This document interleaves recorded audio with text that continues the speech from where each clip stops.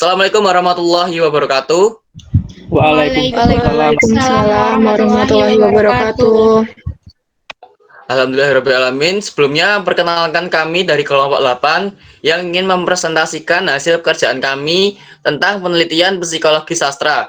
Sebelumnya perkenalkan kami, ya ini dimulai dari saya dahulu, Ridwan Himawan Prastio yang saat ini bertugas sebagai moderator. Selanjutnya perkenalkan teman-teman kami untuk dapat memperkenalkan dirinya masing-masing. Ya, kemudian saya Arifatunisa Sakinah. Di sini saya bertugas sebagai pemateri. Saya Rilana Fika Hidayati. Di sini saya bertugas sebagai pemateri. Saya Lulun Safira Nuzila, bertugas sebagai pemateri.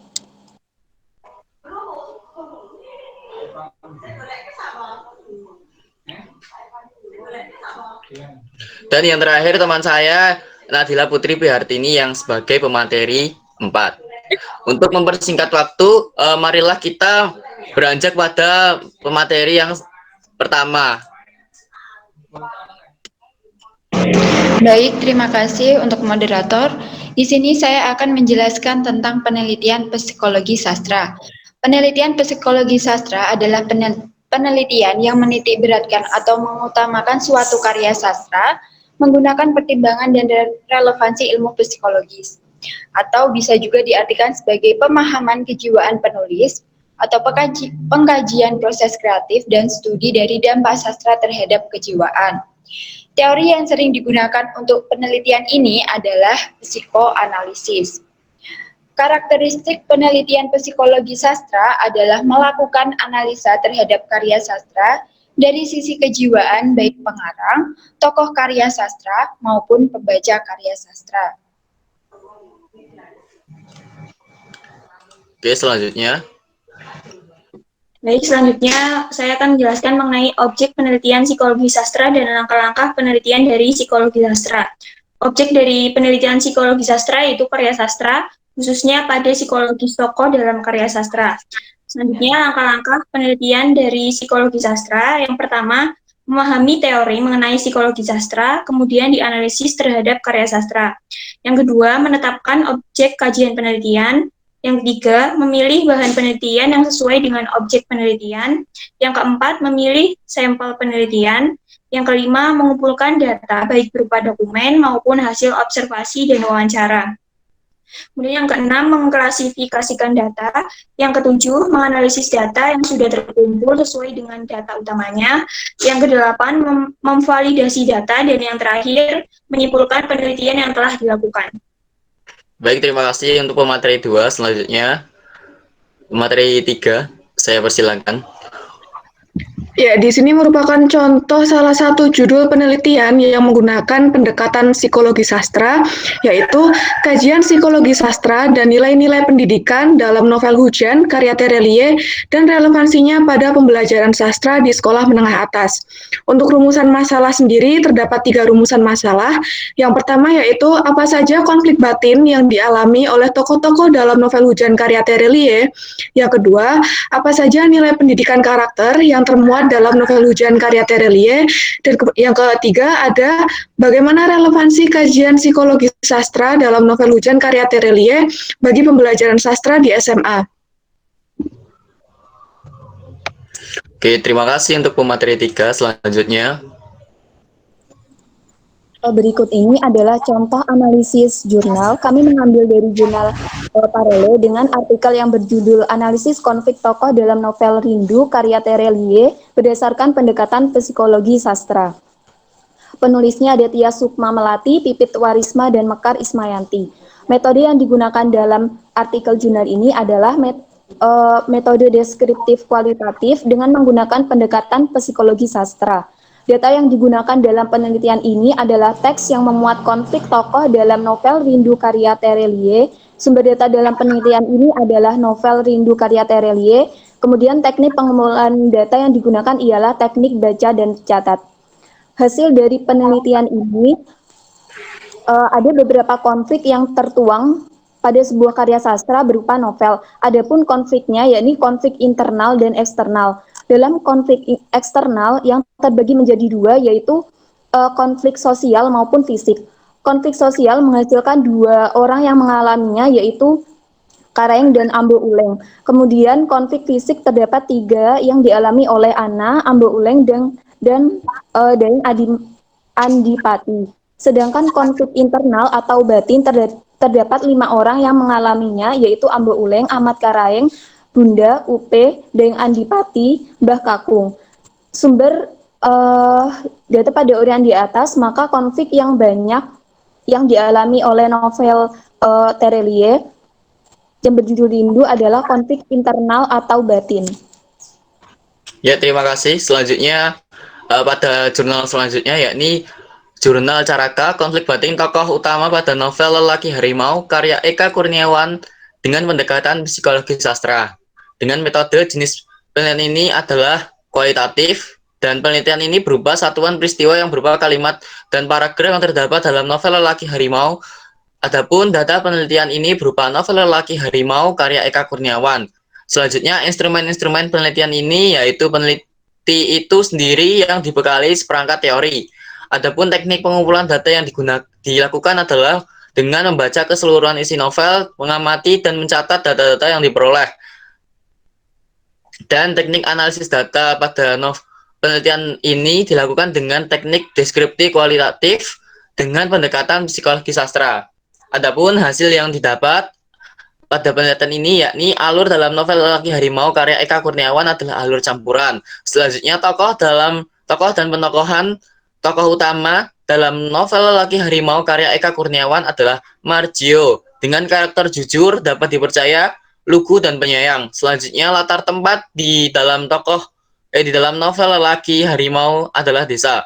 Sedangkan surau, warung, Agung, Sofyan, rumah Anwar Sadat, hutan, rumah Margio merupakan latar penjabaran dari latar tersebut. Selanjutnya, wujud konflik batin tokoh utama adalah novel Lelaki Harimau karya Eka Kurniawan disebabkan tokoh utama dilahirkan dan dibesarkan di lingkungan keluarga yang sangat kekurangan, tidak membuat tokoh utama merasa bahagia.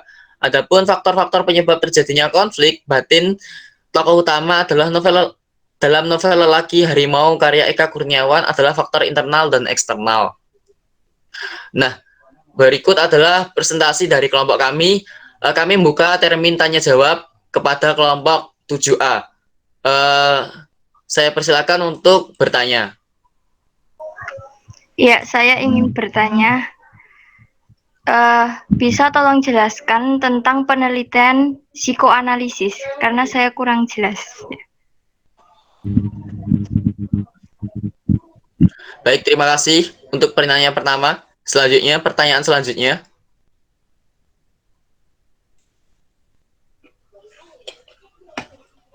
Silakan kepada kelompok 7A. Ya baik, saya mau bertanya, langkah seperti apa yang dapat kita lakukan untuk lebih memahami teori psikologi sastra ketika menggunakan pendekatan psikologi sastra dalam suatu penelitian? Terima kasih. Baik, terima kasih untuk Mbak Aziza. Selanjutnya pertanyaan dari kelompok 7A, saya persilakan. Saya ingin bertanya. Pertanyaannya, apakah penelitian psikologi sastra itu terbatas pada kondisi tokoh? Apakah tidak? Iya atau tidak? Oke, baik. Terima kasih Mbak Adinda. Pertanyaan selanjutnya, saya persilakan.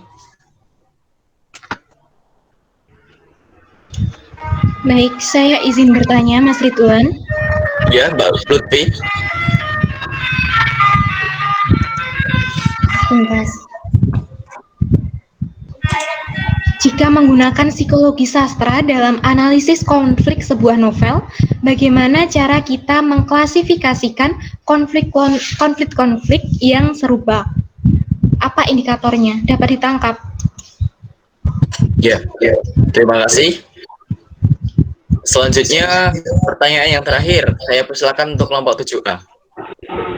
Ya, untuk kelompok 8A, saya ingin bertanya.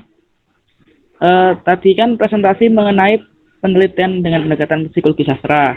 Nah, pertanyaan saya, apa ciri khas dari penelitian psikologi sastra? Kemudian, apa tujuan dari analisis psikologi sastra itu? Ya.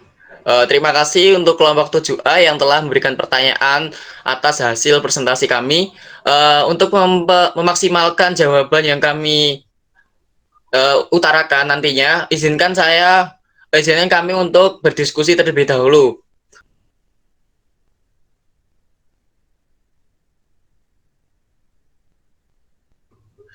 Nah, alhamdulillah, terima kasih kepada kelompok 7A yang telah memberikan pertanyaan. Saat kami sudah mendapatkan hasil-hasil yang semoga saja dapat memuaskan pertanyaan kalian. Untuk pertanyaan pertama, ya ini tadi jelaskan tentang penelitian psikoanalisis kepada yang bertugas, silahkan untuk menjawab.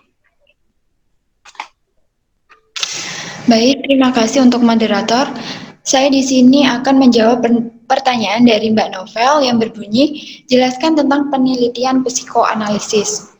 Penelitian psikoanalisis adalah metode penelitian sebagai teknik penyembuhan dan juga sebagai pengetahuan psikologi. Penelitian ini juga disebut sebagai teknik yang khusus menyelidiki aktivitas ketidaksadaran atau bawah sadar. Metode ini sangat berpengaruh mengobati gangguan mental, dibentuk oleh teori psikoanalitik yang menekankan proses mental bawah sadar dan kadang-kadang digambarkan sebagai psikologi mendalam. Saya rasa cukup. Untuk moderator, saya kembali. Baik, terima kasih untuk Mbak Vela yang telah menjawab pertanyaan dari Mbak Novel. Untuk pertanyaan selanjutnya, tadi langkah seperti apa yang dapat kita lakukan untuk lebih memahami teori psikologi sastra ketika menggunakan pendekatan psikologi sastra dalam suatu penelitian. Nah, kepada yang bertugas, saya persilakan untuk menjawab. Ya, terima kasih Mas Ridwan atas tadi pertanyaannya. Saya akan menjawab pertanyaan dari Mbak Aziza mengenai langkah seperti apa yang dapat dilakukan untuk lebih memahami teori psikologi sastra. Menurut Endra Suara dalam Minderop 2010 halaman 59 ada tiga langkah yang bisa dilakukan. Yang pertama, melalui pemahaman teori-teori psikologi, kemudian diadakan analisis terhadap suatu karya sastra. Yang kedua, menentukan sebuah karya sastra sebagai objek penelitian, kemudian ditentukan teori-teori psikologis yang dianggap relevan untuk melakukan analisis.